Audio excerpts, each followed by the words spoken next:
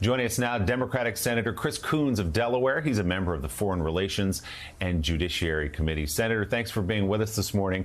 Your reaction to the news of Brittney Griner arriving this morning on American soil and this complicated deal where Admiral Kirby, who I just mentioned, said we're not doing backflips in the White House. We wanted Paul Whelan home and we continue to pursue his release. Look, any day that an American is released from being unjustly imprisoned overseas and returns home is a great day. So I think all Americans should celebrate the return of Brittney Griner to the United States today. It's clear from what Secretary Blinken and others have said, what President Biden said, that Vladimir Putin was offering a one-for-one swap, was not willing to give up Paul Whelan. And despite how hard the Secretary of State and many others tried, that was just not a deal that was on the table. Let's not forget that what's really going on here is that Vladimir Putin is unjustly arresting and imprisoning Americans. There is a lot of finger pointing in our nation's capital today. I just wish folks could find it in their heart to be happy for Brittney Griner's family and for this American to have returned home. President Biden is determined to get Paul Whelan out. He's been imprisoned since the previous president, and it is very difficult to get Americans released from foreign prisons. I've met with a number of families who have family members who are in prison in Iran or in North Korea, in this case in Russia.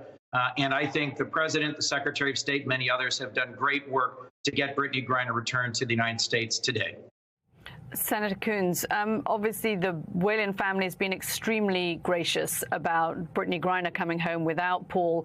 What more specifically does the U.S. have in its toolbox to try and get Paul Whelan home? Are there allies you could deal with? There had been some speculation that perhaps Germany could be involved with releasing somebody that the Russians wanted. That doesn't seem to have happened. But realistically, is Washington now at the end of the road in terms of what it can offer Moscow? What else do you think could be done and will be done to get Paul Whelan home?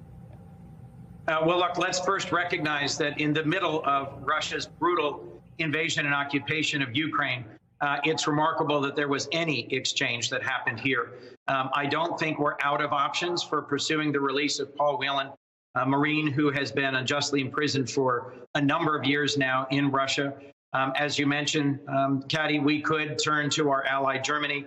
But frankly, the details of what is being potentially negotiated, there was no offer on the table here, but the details of what exactly it is Vladimir Putin is seeking in exchange aren't publicly clear. There have been some statements made that he has pressed for the release of someone we don't have.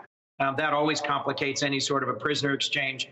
And just to be clear about the critics, presidents of both parties, Republican and Democrat, for decades have exchanged prisoners being held in the United States for prisoners being held in other countries. Let's not miss the point that what's happening here is that Vladimir Putin scooped up two different Americans, Brittney Griner and Paul Whelan, on trumped-up charges and used them as brutal chips in his ongoing war against the international rules-based order. Senator Coons, good morning. It's Jonathan Lemire. We want to switch to a matter of politics here at home. One of your Senate colleagues, Arizona Senator Kyrsten Sinema, announced just an hour or so ago that she is leaving the Democratic Party. She's switching to become an independent. This coming just days after Democrats thought they had a 51st vote after winning in Georgia. Can I just get your reaction to Senator Sinema's surprise bombshell news this morning? Well, I first read her editorial in the Arizona Republic, and I think she explains well her views on why she's made this surprising announcement.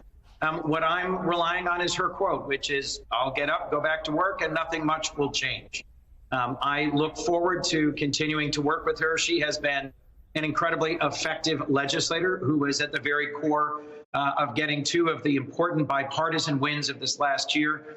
I'll remind you, President Biden was just in Arizona celebrating the investment of $40 billion in a new state-of-the-art semiconductor chip plant.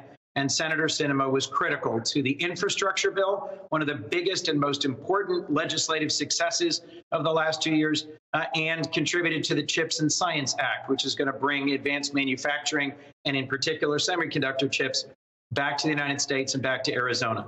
I'm a member of the Judiciary Committee. We just won a 51st seat with Senator Warnock's reelection. That makes a big difference on how the Judiciary Committee will operate, and I want to look forward to Senator Sinema continuing to be a regular and strong and reliable vote for judicial nominees in this coming Congress. So frankly, I don't think this will change very much. All right, Senator Chris Coons of Delaware, as always, thank you so much for being with us. Hope you have a great weekend. All right, look.